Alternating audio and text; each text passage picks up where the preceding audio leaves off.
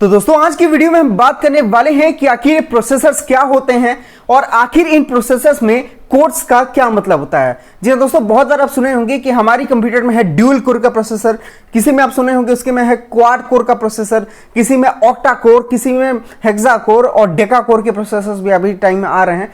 क्या होता है दोस्तों प्रोसेसर्स में इन कोर्स का मतलब, और आखिर वाजिब तौर पे अगर बात की जाए तो ये प्रोसेसर्स क्या होते हैं।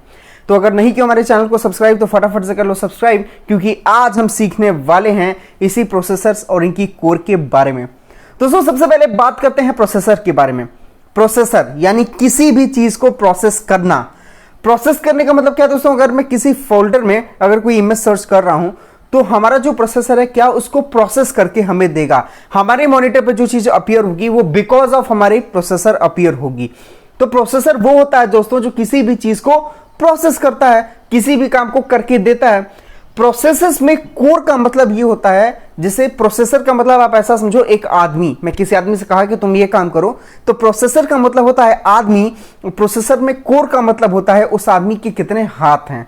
अगर वो सिंगल कोर का प्रोसेसर है मतलब उसके पास एक हाथ है, यानी वो आदमी एक बार में अपने एक हाथ से एक ही काम को कर पाएगा। ड्यूल कोर का प्रोसेसर मतलब उस आदमी के पास दो दो हाथ हैं, वो किसी एक काम को करने के लिए उसके पास भगवान ने दो दो हाथ दिए हैं, यानी वो इंसान क्या है, ड्यूल कोर का है। वैसे ही हमारा प्रोसेसर क्या है, ड्यूल कोर का है। अब आप आसान तौर पे ऐसा समझो कि किसी प्रोसेसर को हम एक टास्क असाइन कर रहे हैं तो वो एक काम को एक अपने हाथ से करेगा तो काफी देरी लग जाएगी, दो हाथों से करेगा तो बहुत जल्दी आसानी से कर देगा। अभी के टाइम में डेका कोर प्रोसेसर आने का मतलब क्या है कि एक प्रोसेसर को एक काम करने के लिए 10-10 हाथ हैं। इसका मतलब वो काम को कितना फास्ट और एफिशिएंट तरीके से करेगा यह आपको समझ में आ गई होगी।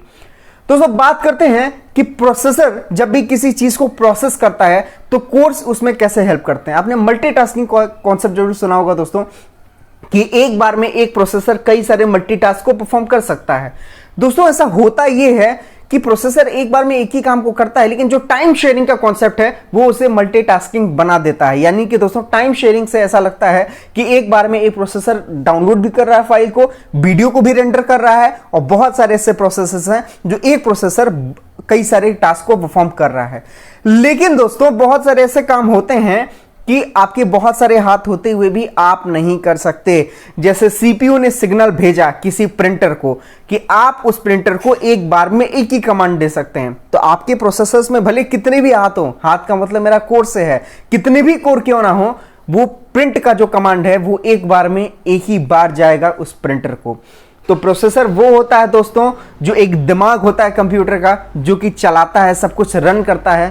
प्रोसेसर को आप एक तरह से मैनेजर कह सकते हैं कि वो मैनेज करता है कि प्रोसेसर्स को, सारे प्रोसेसर्स को, कि कैसे वो सबसे काम कराएगा अपने पेरिफेरल से।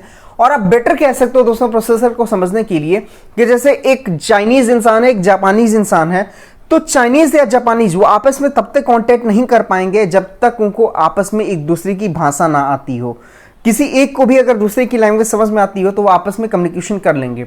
वैसे दोस्तों अगर कंप्यूटर को हम कोई कमांड देते हैं तो कमांड हमारा कंप्यूटर तब तक नहीं समझता जब तक कि उसमें प्रोसेसर नहीं होता है। प्रोसेसर क्या करता है कि हमारी दी हुई कमांड को प्रोसेस करके कंप्यूटर को प्रेजेंट करता है ताकि हमारा कंप्यूटर उसको समझ जाए, और फिर हमें डिजायर्ड आउटपुट भी मिलता है पेरिफेरल्स की मदद से, या फिर आप कह सकते हो कि वो प्रोसेसर प्रोसेस करके देता है। कोर का जो मतलब है दोस्तों वो उनके हाथ से है कि एक काम को कितनी बार में बांट रहा है।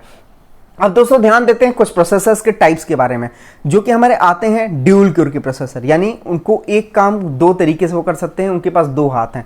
फिर आते हैं क्वाड कोर प्रोसेसर, इसका मतलब किसी एक काम को करने के लिए उनके पास चार हाथ हैं, चार कोर्स हैं।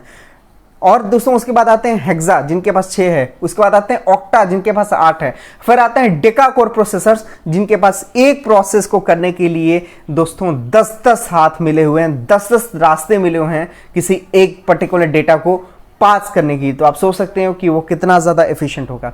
दोस्तों अपने अगली वीडियो में हम लेके आएंगे कि आखिर जो साइज होती है प्रोसेसर की 7nm 8nm 10nm ये क्या होती है, इसके बारे में हम बात करेंगे अगली वीडियो में।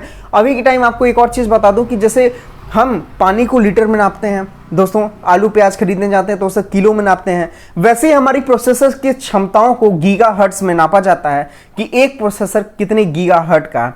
इसीलिए बहुत सारे ऐसे काम होते हैं दोस्तों जो एक होते हुए भी हम उसको फास्ट नहीं कर सकते, क्योंकि हमारा सीपीयू एक लिमिट लगा रखा होता है कि एक बार में आप एक ही काम को कर सकते हो अपनी एक पेरिफेरल से। तो कई बार ऐसा होता है एक्सेप्शनल केसेस में कि मल्टीपल कोर्स होते हुए भी हम एक कोर्स को ही यूज करते हैं किसी एक पर्टिकुलर काम को करने में। तो वो तो बात एक्सेप्शन की थी, ये एक्सेप्शन तो हर जगह होते हैं, लेकिन आमतौर पर यही समझा जाता है कि जिस प्रोसेसर में जितने कोर होते हैं वो उतना ज्यादा एफिशिएंट होता है, उतना ज्यादा फास्ट काम करने के लिए बना होता है।